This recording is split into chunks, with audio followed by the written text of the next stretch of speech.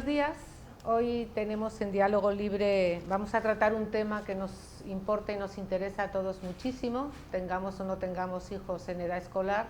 Es un tema nacional de importancia crucial para el desarrollo y el futuro de nuestro país. Tenemos de invitados especialísimos a don Samuel Conde, y presidente de Educa, que es la Acción Empresarial por la Educación, y a Darwin Caraballo, que es su director ejecutivo. Para esta ronda de preguntas nos acompañan José María Reyes, que es el jefe de la Mesa Print, Argenida Romero, también de la Mesa Print, y Yamali Rosario, periodista encargada de la sección de educación de Diario Libre. Muchísimas gracias por venir, don Samuel. Sé que hoy ha tenido una agenda tremenda. Bueno, las gracias proceden de nosotros. Es un honor estar aquí con ustedes.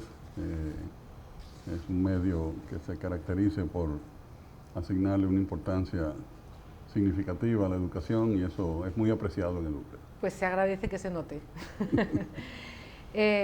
Antes de que empiecen nuestros periodistas a preguntar, yo quisiera enmarcar un poco el tema que vamos a tratar como el inicio de un año escolar para 2,8 millones de estudiantes. Se calcula que el 62% de la población se moviliza en torno a lo que mueve el curso escolar y la educación, pero este es un inicio tan atípico que empezamos por ¿dónde? ¿Qué cabría esperar?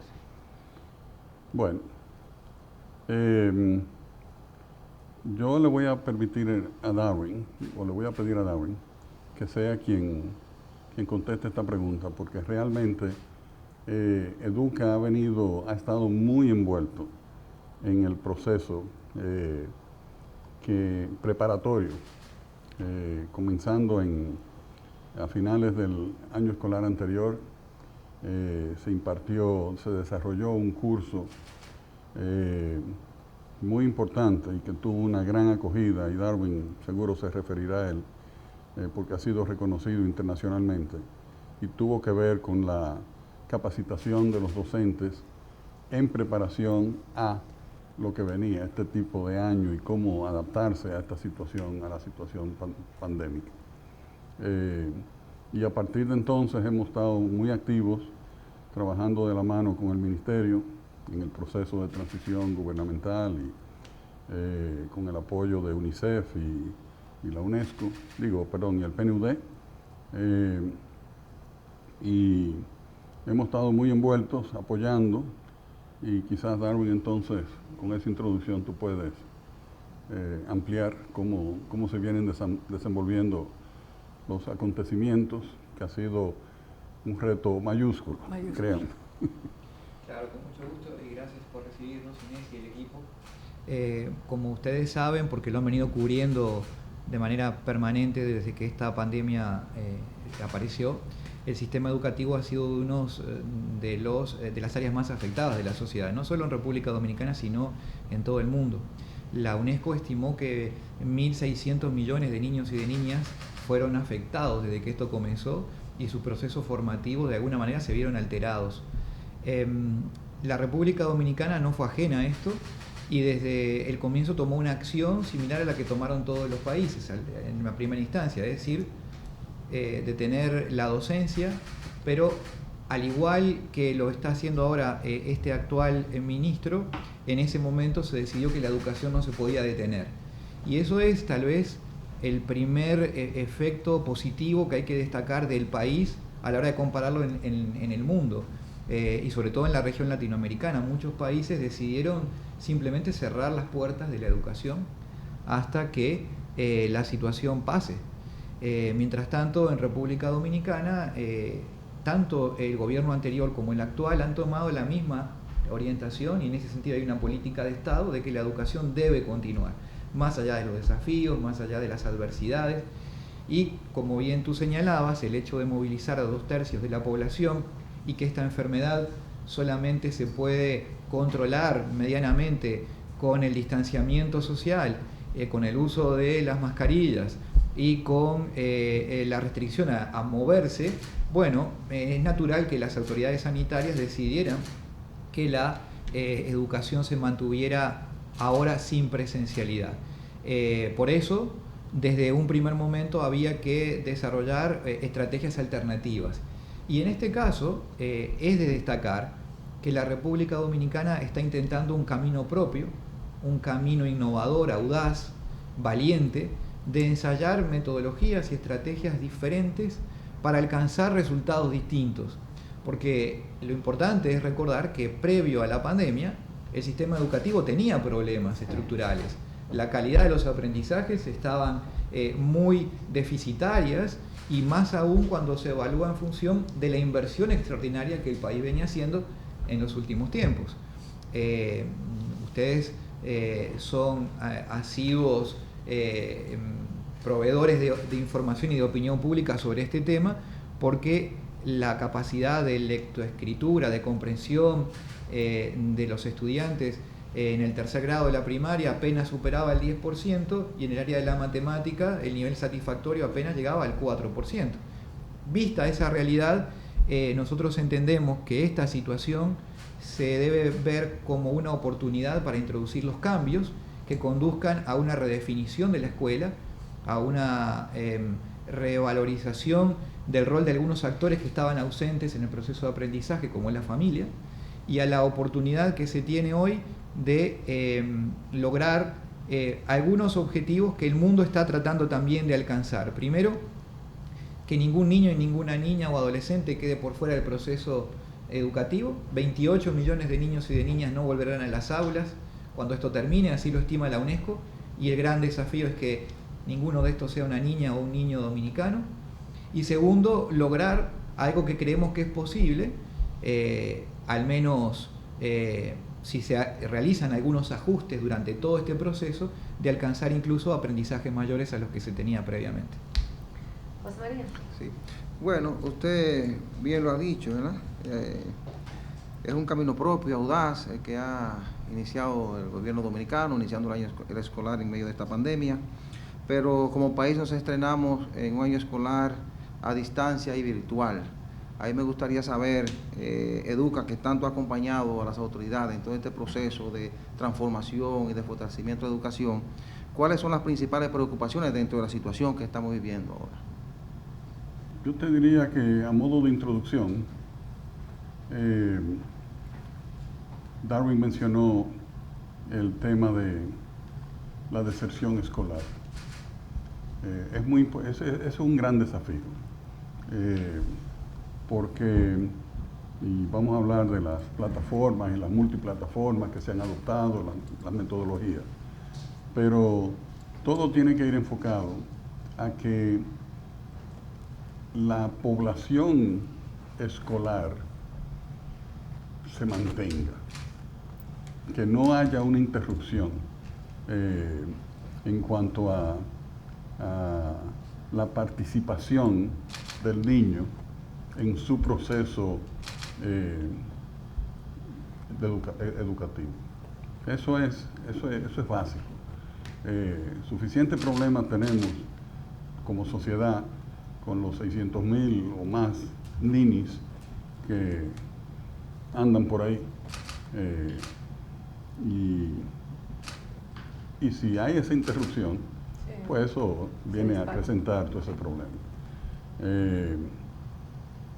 Ahora, en cuanto a la parte, vamos a decir, ya práctica de lo que está sucediendo, ¿cuáles son esos desafíos, Darwin, que tú consideras? Sí, yo creo que es importante señalar que el hecho de la búsqueda de un método propio en la República Dominicana le permite al ministerio actual, a las autoridades y a quienes de alguna forma estamos acompañando ese proceso también, partir de lo que se tiene y de la realidad de las localidades, de las escuelas, de las familias dominicanas. Era impensable que pudiera hacerse una oferta exclusivamente virtual, es decir, con el uso de la tecnología del internet o el dispositivo electrónico, porque primero no todos disponen de ese dispositivo, aun cuando está la firme intención de adquirirlo, pero el mercado hoy no provee esa cantidad de equipos adicionales que el país necesita, porque simplemente el mundo está demandando más capacidad de la producción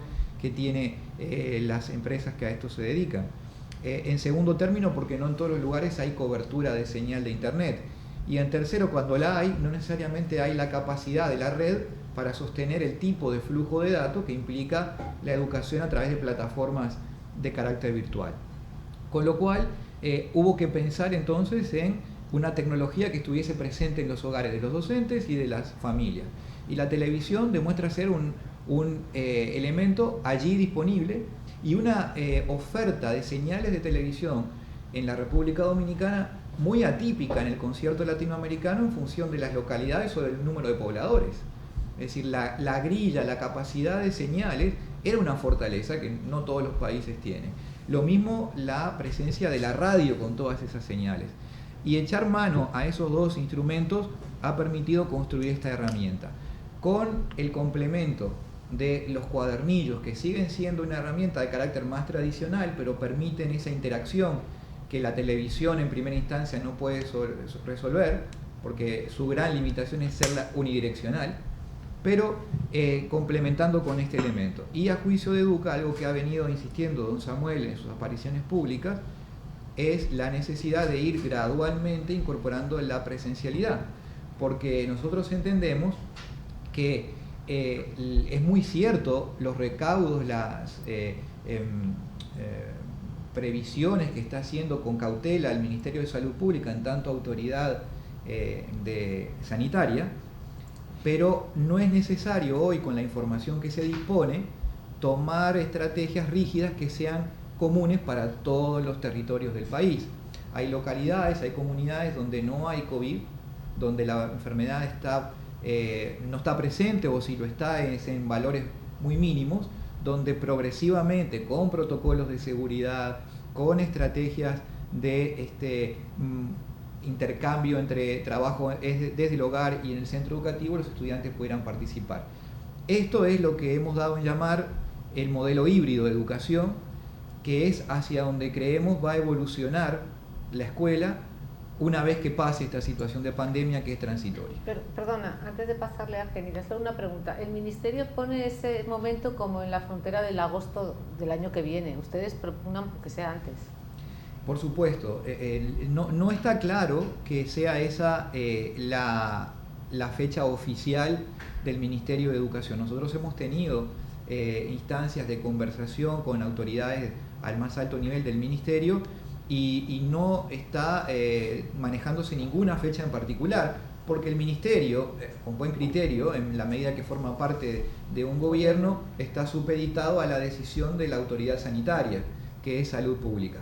Ahora bien, desde Educa nosotros estamos proponiendo y estamos trabajando con algunas universidades modelos que permiten simular dónde y en qué territorio hay riesgo controlado para que la presencialidad pueda llegar más pronto que tarde. Nosotros creemos que debe llegar durante este propio año escolar. Y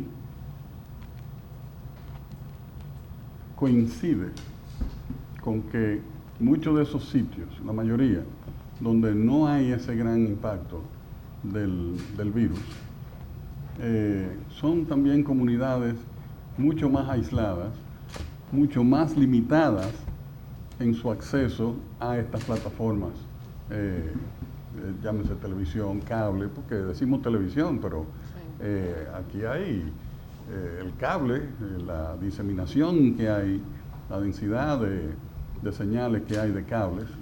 Y todos los pueblos tienen compañías de cable y operadores. Entonces hay una gran universalidad en eso. Pero a medida que tú te vas retirando de los centros, a medida que vamos internándonos en el ámbito rural, ahí entonces baja. Pero también son las comunidades donde hay menos incidencia o sea que sería más factible que fuera presencial. Claro, y además, yo le decía, conversábamos Darwin y yo ahorita, que todos los inicios tienen sus problemas. Y siempre hay una curva de aprendizaje. Eso, en los proyectos, que es el área donde yo tengo más experiencia, siempre hay que contar con una curva de aprendizaje. Entonces, esos sitios son mucho más fáciles, porque es parte de la naturaleza híbrida de esto que estamos hablando, de cómo tú conjugas una parte, vamos a decirle, virtual, para cubrirlo todo, y otra presencial. Entonces, esos balances, hay una curva de aprendizaje y es una oportunidad que se tiene. Y sabemos que la autoridad sanitaria, pues, tiene que tomar una medida. Y por ahí se comienza. Pero hay condiciones, pueden haber condiciones. Y naturalmente hay que esperar que esto como que arranque un poco, se estabilice un poco, se calmen las aguas y demás. Y entonces, pero no perder eso de vista, porque en esa zona hay mucha vulnerabilidad, de que los niños simplemente se queden Van a afuera. perderlo. Angélica. Sí, hay dos poblaciones de estudiantes que quizás sean más vulnerables dentro de la comunidad educativa, que son los niños especiales, niñas y niñas especiales, y la educación inicial. ¿Qué seguimiento se ha dado a esta población estudiantil? ¿Qué han supervisado, visto ustedes con el Ministerio de Educación para que esa población tenga acceso a la educación en estas circunstancias de pandemia? Bueno, Con mucho gusto. Es muy cierto lo que tú dices, hay poblaciones, al igual que las localidades también son muy heterogéneas, la población estudiantil es también muy heterogénea y no debería ser tratada de igual forma. ¿Qué es lo que sabemos hoy? Y hay que tomar esto con pinzas porque la enfermedad recién comienza a ser estudiada y los estudios que se disponen son de muestras muy pequeñas como para poder expandir sus conclusiones a todos los territorios, a todas las regiones del mundo. Cuando escuchamos que en Francia un estudio del Instituto Pasteur dice que los niños se contagian menos o no se contagian, esa conclusión es válida para el fenotipo francés y para los estudiantes de la Comunidad de París, pero no necesariamente eso es válido para estudiantes en Latinoamérica o en República Dominicana. Pero con esa salvedad, la ciencia empieza a tener algunas conclusiones bastante similares de que los niños menores de 12 años se contagian mucho menos, que se contagian además menos cuando comparten espacios al aire libre y que dadas las condiciones de las características del clima dominicano, que es una bendición, el uso de los espacios abiertos, el uso de los espacios donde los estudiantes pudieran trabajar en concepto de burbuja, es decir, no mezclar a los estudiantes de un grupo con el de otro, sino trabajar con su docente siempre y mantenerle el distanciamiento, son medidas que prácticamente no tendrían riesgo. Eso es una conclusión que la comunidad científica está llegando. Particularmente esto es importante en las edades menores a los 12 años, sobre todo en la primera infancia, porque nada sustituye al contacto humano en el proceso de aprendizaje. Y en la primera infancia, una de las competencias que adquieren los niños es distinguir su cuerpo del cuerpo del otro, es decir, su singularidad con respecto al contexto, y para eso necesita interactuar, no lo va a poder lograr hacer a través de una pantalla. Con lo cual, a nuestro juicio, ese tipo de edades deben ser priorizadas bajo, obviamente, los mismos preceptos que generales, protocolos rígidos, estos esquemas de burbuja, no todos los días seguramente del calendario escolar. Hay actividades que se pueden hacer a distancia, pero obviamente con presencialidad. Y esto es válido para la educación de característica especial, estudiantes que tienen capacidades diferentes, que no tienen en este momento la fortuna de tener acceso a este tipo de herramientas. Es importante que sigan manteniendo esos accesos, por ejemplo, a trabajos de fisioterapia, ¿no? Cuando hay movilidad, cuando tiene que ver con plástica, cuando tiene que ver con manualidades que ayudan a desarrollar los sentidos en poblaciones con esas debilidades, la presencialidad es un factor que es deseable. Por eso la recomendación que Educa ha venido haciendo desde el comienzo de que este sea el elemento complementario que puede construir ese modelo híbrido que lleve a la educación dominicana a una escala superior. Los colegios privados ya llevan cerca de 2 meses, algunos, dando las clases a distancia. Nosotros quisiéramos saber si ustedes tienen algún conocimiento de cómo ha sido este proceso a nivel privado y sobre el tema de las debilidades, por ejemplo, de los mismos maestros. Yo sé que ustedes dieron a conocer que se capacitaron una cantidad buena de maestros, incluyendo de los colegios. Se habla mucho de que muchos maestros ni siquiera saben utilizar muy bien el computador, que prácticamente serían analfabetos tecnológicos algunos. ¿Cómo enfrentar esta realidad? ¿Cómo ustedes sienten que está el profesorado en la República Dominicana y los colegios privados? Con mucho gusto. Primero, hay muchos temas en tu pregunta y yo quisiera como segmentarla. Aprovechado el turno. Sí, claro. Yo quisiera segmentarla porque primero hay que ayudar y es importante ustedes como especialistas ya en el sector educación, desde la prensa, a romper con ese paradigma de que la educación privada versus la educación pública. La educación privada es extremadamente heterogénea.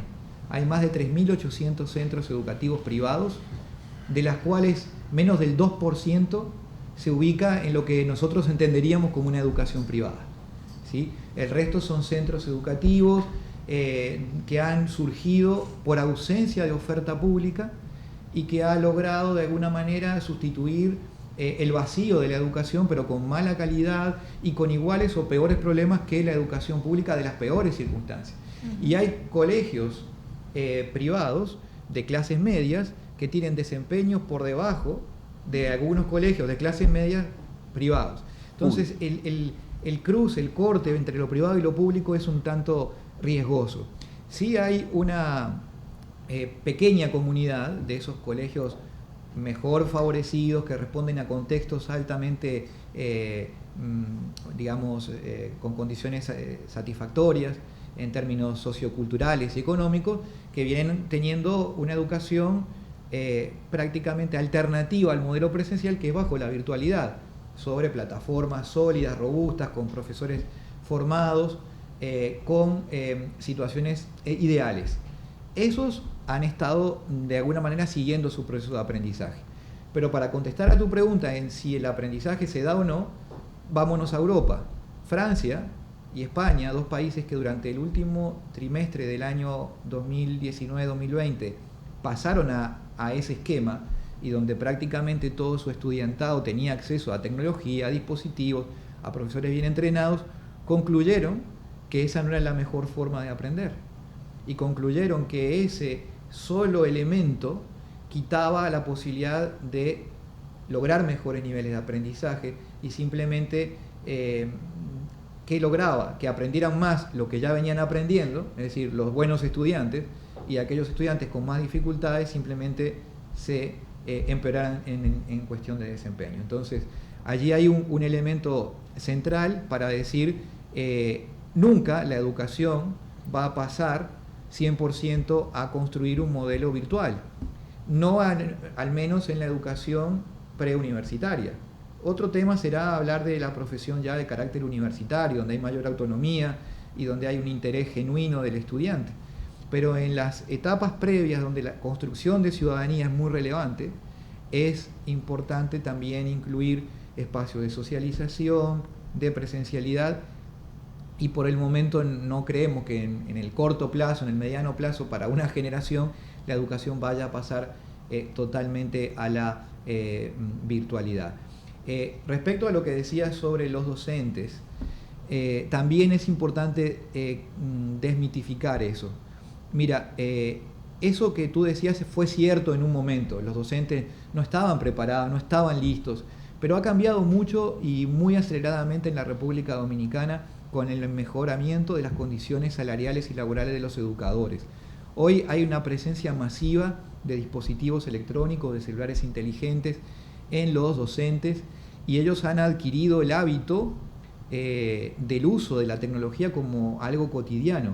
Y eso fue lo que permitió al país, en el cierre del año lectivo anterior, alcanzar niveles de logro de liderazgo en la región, reteniendo a estudiantes por el uso del WhatsApp, una herramienta no pensada para la educación, pero que los docentes se ingeniaron para que fuera una herramienta al servicio del sistema educativo.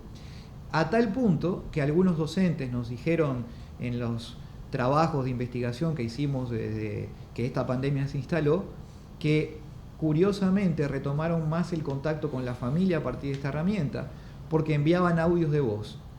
¿Y qué ocurría? En el modelo tradicional enviaban la cartita escrita tradicional en el cuaderno. Muchos padres o bien no podían decodificar lo que estaba escrito en lenguaje formal, o bien tenían el temor a escribir y cometer errores que los expusieran con sus niveles, digamos, débiles de educación. Y con el audio de voz lograron un vínculo que no habían podido tener y que entendían que era una desidia entre el padre y la escuela, y en realidad era una limitante de los niveles de formación. O que el alumno no enseñaba la nota. O que el alumno no enseñaba la nota. También. Sí, o que seguramente eso sigue pasando porque no habrá mayor creatividad que la de los Hemos estudiantes. sido todos estudiantes. Por supuesto, por supuesto. Pero esos son elementos importantes Una a tener en pregunta, cuenta. Samuel. Desde que se cumplió la ley del 4%, hemos invertido miles de millones de dólares en educación. ¿Ha valido la pena el esfuerzo? 20.000 de ellos. 20.000 millones de dólares en educación. ¿Ha valido la pena? 20.000 millones que se traducen a 10 millones de dólares diarios. Por poner las cosas en contexto. Diarios incluidos los domingos y feriados. Por año. Entonces, pienso, porque hay opiniones y hay actores que han venido trabajando arduamente con el sistema, que me dicen, hay que darle tiempo, se están haciendo cosas. Y yo no digo que no se hayan estado haciendo cosas, pero de las cosas que yo he impuesto, Educa hace un estudio permanentemente sobre la calidad, y los primeros estudios se llamó calidad del gasto. Y yo he tratado de imponer el que eso se debe llamar calidad de la inversión. Porque cuando es gasto, el gasto es lo que se fue. Tú no esperas nada del gasto. Tú consumiste, pagaste y se fue. Cuando se habla de inversión, por naturaleza, se espera un retorno de esa inversión, alto o bajo, pero un retorno. Entonces, esa conciencia, esa medición de ese retorno ha estado ausente. Y cuando yo pensaría que si estuviera presente, es un incentivo a mejorar, porque es que lo otro facilita el status quo. Así es la cosa. Se fue. Eso se fue. Y realmente, volviendo a lo que decía Darwin un poco, esta situación de crisis, hay que ver, en las crisis siempre hay oportunidades. Entonces, una oportunidad que uno ve y algo muy, muy interesante que se da con el tema de las multiplataformas es que tú tienes un docente dando una clase a un tercer curso, vamos a decir, o un octavo curso, lo que sea, y una clase de X materia, de matemática o ciencia o lo que sea. Y esa clase le va al universo de los estudiantes del tercer curso, del sexto, del que sea. Y para grabar, porque hay que producir ese contenido, ¿a quién se elige? O a los mejores maestros, porque hay maestros mejores que otros. Sí.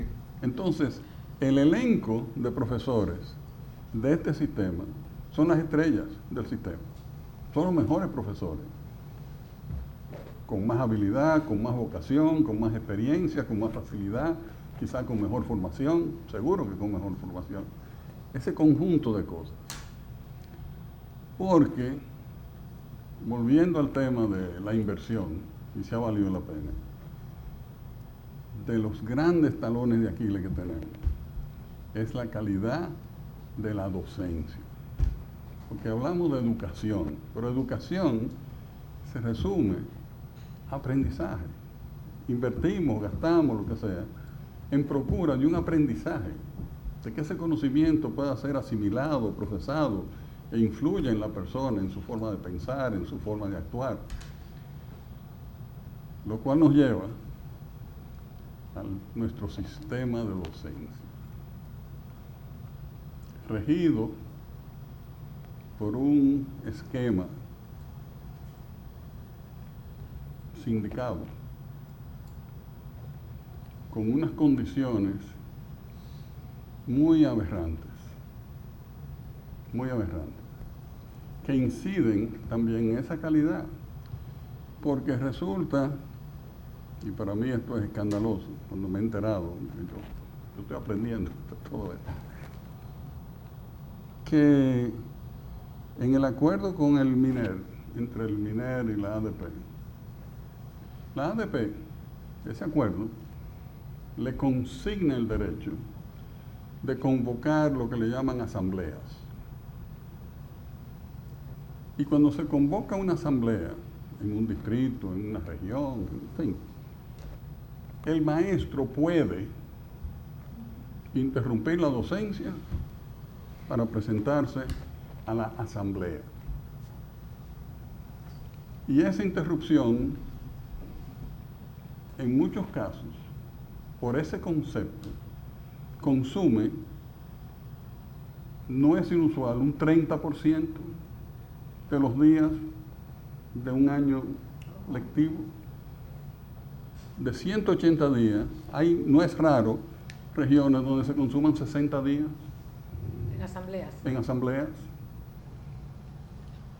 Que son paros. No le llaman paros, pero son paros. No hay sanción.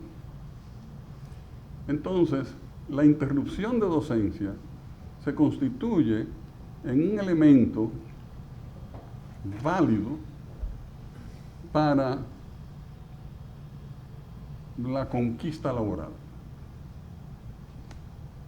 Y eso tiene un efecto devastador en la sociedad, particularmente en los estratos más vulnerables, donde padres hacen un esfuerzo enorme porque los niños puedan ir a un colegio, con los beneficios que también vienen con la alimentación complementaria, etcétera, etcétera.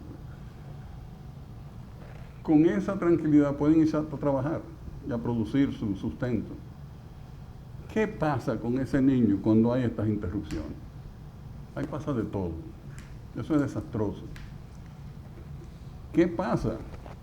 Nosotros, que tenemos el privilegio de haber sido expuestos a una educación y una formación, etc., con nuestros niños, el faltar un día a clase es un problema.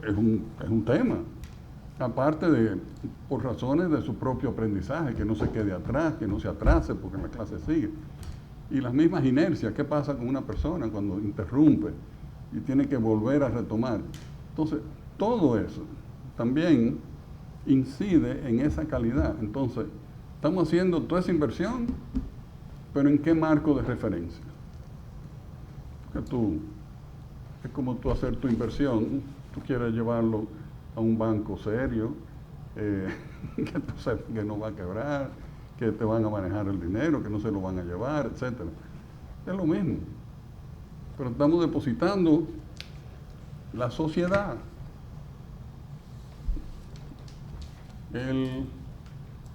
Educación recibe el ministerio cerca de, creo que como un 20 o un 25% de lo disponible para el gobierno invertir, del presupuesto del sector público. Entonces, ¿qué estamos recibiendo? Y es tiempo, yo creo, suficiente tiempo ha pasado, con las pruebas que estamos teniendo, con las evidencias que están ahí, a tomar esto, el buey por los cuernos, y realmente tratar de hacer algo y llegar al fondo de las causas de esto, que no se justifiquen. Hay mucho que hacer. Y ahora, naturalmente, frente a esta crisis, esta pandemia, el ministerio se ha hecho un gran esfuerzo y hay como hemos dicho aquí, hemos identificado las virtudes, porque hay virtudes, sin duda, de lo que se está haciendo en el esfuerzo.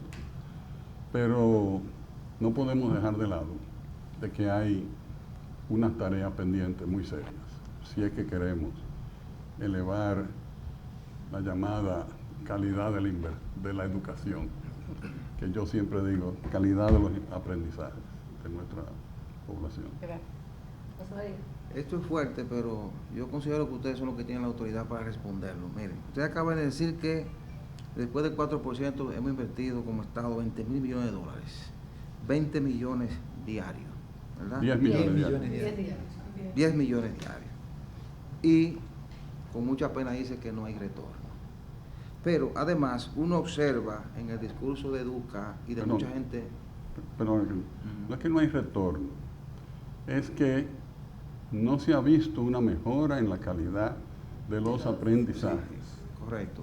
Entonces, uno observa con mucha preocupación que siempre surge el tema de ADP como una retranca. Como una retranca. Sí. Suena duro, pero ¿es necesario disolver la ADP para impulsar un proceso de cambio, transformación, mejor contratación de maestros para lograr esos cambios que ustedes aspiran? Yo creo que no, porque si fuera así, estaríamos perdidos. Ya. Porque si tú tienes una situación, vamos a decir, mala, no podemos decir, esto no puede mejorar hasta que esto se ponga bueno. Es con esa realidad. Pero ya, tiene que haber una ruta de doble vía y un paralelismo. O sea, hay que identificar y reconocer esas causas. O sea, ¿qué está sucediendo?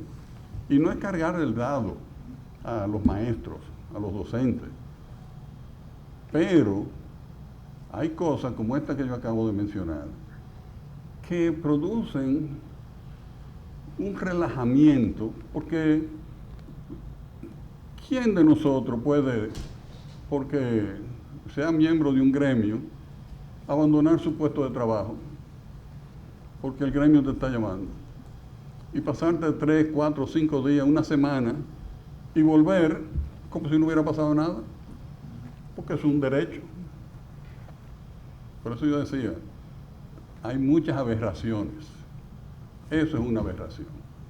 Entonces, si se quiere ser sensato, se quiere ser buen ciudadano, si se quiere ser genuinamente activo, proactivo con la mejoría, el mejoramiento de la situación social de nuestra sociedad que tiene cualquier cantidad de aberraciones, vamos a comenzar por el principio, señor. Hay que reconocer que no estamos bien. Eso es lo primero. No podemos tapar el sol con un dedo. Hay cosas buenas, pero bien no estamos. Entonces... Y la DPA, bueno, es una discusión de varios años, ya de décadas, esta situación con la ADP, donde ellos reivindican sus luchas y de hecho muchas de las cosas del mejoramiento en la vida de los profesores, como el aumento de salario, ellos se lo atribuyen precisamente a ese tipo a su lucha como sindicato. Pero desde su punto de vista entiende que la ADP continúa teniendo esa actitud reticente ante quizás un diálogo necesario para revisar esos lineamientos que como sindicato de profesores tienen, o en algún momento, especialmente en esta situación actual, existe una actitud de apertura para examinar la acción de ellos desde su sindicato. Yo no soy un experto en la materia, primero. Yo voy a dar mi impresión y le voy a pedir a Darwin que amplíe, porque él tiene más años que yo mirando esto de cerca. Yo tengo la impresión de que el camino del cambio y las mejoras, etcétera, etcétera, ha sido un trayecto preponderantemente de una sola vía. ¿Ok? Los maestros han logrado unas conquistas bien merecidas. El maestro debe ser un héroe social. Debería serlo. Que no lo es. Aquí la gente estudia educación porque no puede entrar en ingeniería, en esto y lo otro. Eso no debería ser así. No debería ser así. Nosotros aquí, ¿cuántas universidades tenemos para maestros? lo que en Estados Unidos le llaman Teachers Colleges. Hace 50 años, cuando yo estaba viendo catálogos, estudiando allá, buscando universidades, en estos libracos, yo me sorprendía de la cantidad de Teachers Colleges que habían. Y eso me hizo pensar, caramba, por eso es que en estos 4 años de bachillerato, que era cuando esto estaba, yo veía que el profesor de álgebra, el profesor de biología y el de historia daban la clase igual, con un método. Eso es formación. Cuando hay buena formación, entonces los resultados están ahí. Eso es un principio básico para tú tener un buen aprendizaje, un buen desempeño. Entonces yo creo que ha habido poca doble vía en el asunto. Creo que hay un desbalance ahí, me sospecho. ¿Qué tú crees? Claro, con mucho gusto podemos complementar eso. Creo que hay 2 formas de encarar a la pregunta. La primera es lineal con lo que tú estás planteando, ¿no? Y para eso, mira, en el año 2004, el salario promedio de un maestro de educación básica estaba en el orden de los $250 y el de media unos $270, $280. En 2019 el de básica pasó a los $1.000 promedio y el de media casi cercano a los $1.200. Es decir, casi 4 o 5 veces más el ingreso se mejoró, y eso, como decía don Samuel, no se traduce en igual proporción de mejora de los aprendizajes, sino más bien una estabilidad rígida, estructural de los aprendizajes de los estudiantes. Pero esto no se lo podemos achacar únicamente al docente ni al salario. Hay un problema de modelo educativo, porque esto mismo lo experimentan países donde tienen situaciones mejores, incluso salariales, que las que hay en República Dominicana. Entonces, una parte es eso, pero la otra parte es con un modelo obsoleto, anacrónico, que no genera resultados en los aprendizajes de los estudiantes, porque no toma en cuenta ni los intereses ni las características de las nuevas generaciones, ¿sí? ¿Qué ocurre con esta pandemia y por qué lo vemos en Educa como una enorme oportunidad? Porque hay una ocasión para refundar el concepto de escuela. Nosotros estamos mucho más culturalmente familiarizados con pensar la escuela como el edificio escolar, que como pensar la escuela en un proceso que transcurre en diferentes lugares. Y lo que hoy tenemos es algo que mencionó don Samuel, que me gustaría enfatizar, que es esa oportunidad de romper los límites del aula. Hoy el gran maestro, el gran profesor, no tiene por qué limitarse solo a 35 o 70 muchachos y enseña en 2 tandas. Hoy, a través de los dispositivos y las multiplataformas, está educando al universo de estudiantes, incluso fuera de fronteras. Estudiantes dominicanos hoy nos estaban comunicando que estando en New York estaban siguiendo lo que ocurría hoy en el curso por televisión, porque ya el límite no es el espacio físico. Y ustedes pudieron ver seguramente, si siguieron las clases virtuales o las clases televisivas del día de hoy, esos profesores dominicanos todos extraordinarios, de altísimo nivel, con un dominio del tema, muchos de ellos sorprendente, con habilidades histriónicas, con herramientas didácticas para poder mantener el interés del estudiante, y eso va a generar claramente un cambio, porque no era solo con salarios que uno corregía la situación de los docentes. Esos docentes, que como dice don Samuel, siempre tienen que estar lo mejor que se pueda pagar, y hoy la República Dominicana es uno de los países que más paga en términos de PIB per cápita. Chile paga un PIB per cápita a un docente, República Dominicana está en el 1.7 PIB per cápita hoy con ese esfuerzo salarial de los docentes. Está en esta idea de que el docente tiene la posibilidad de generar un cambio mucho más allá de los límites de un aula concreta y de poder alcanzar a más estudiantes que lo que históricamente hacía. Entonces, ese es a nuestro juicio el verdadero cambio. Los docentes que no lograban esos resultados en los aprendizajes, no bastaba con incrementar el salario. También fueron víctimas de un proceso de formación deficitario desde su propia formación inicial y luego con la complicidad de algunas casas de estudio de nivel terciario que lo formaron y le entregaron un título como educador sin poder tener las competencias, sin tener las competencias para hacerlo. Hablamos de la política en el plano del ADP. ¿Cómo lograr que la incidencia de la política no afecte el sistema educativo dominicano? Y que se logre la transparencia y que se logre mayor eficiencia. Eso es lo que se llama la propuesta indocente.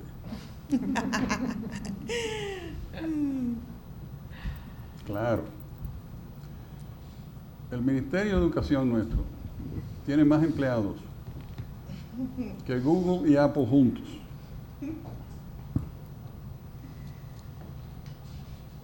El Ministerio de Educación, una organización de 180,000 personas,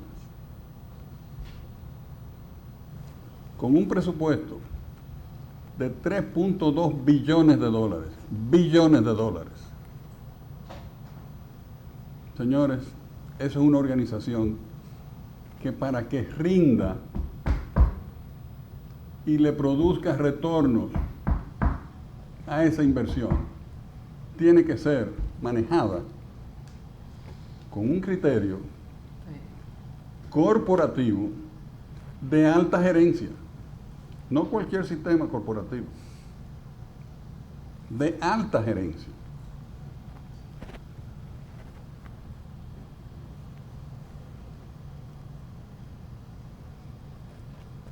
La política.